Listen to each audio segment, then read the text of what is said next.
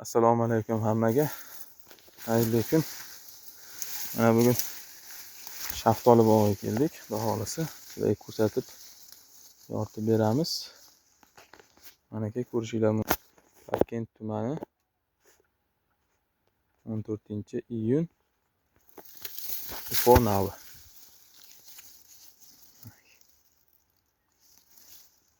Uziban ko'rsataman. Xudo xolasa pishib qoldi. Bugun terim jarayoni bo'lyapti. Mana aka.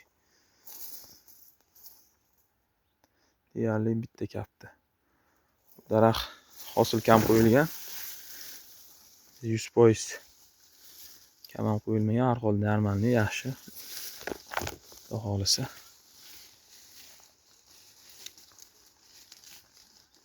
Shaftolini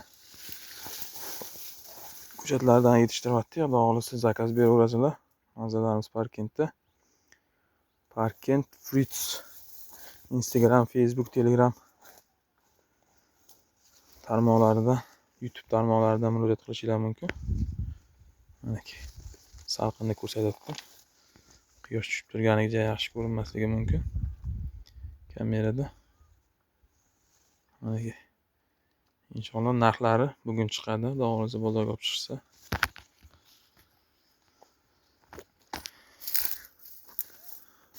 Mana bitta hosilga baho berib, like bosib, podpiskani chap qo'yasizlar.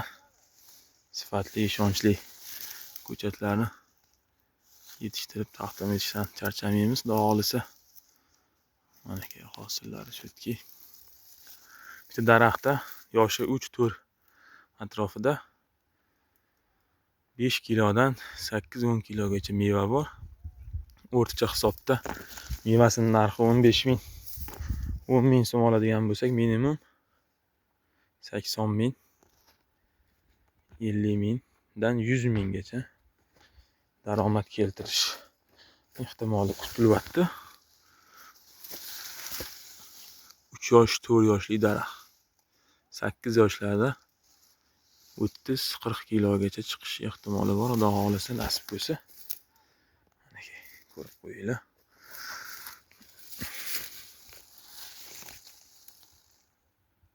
Mana ko'chatlarni zakaz olishni boshladik. Xudo xolasa yanagi yilga sezonga, xudo xolasa kuzga va yanagi yilgi sezonga chiqaramiz inshaalloh.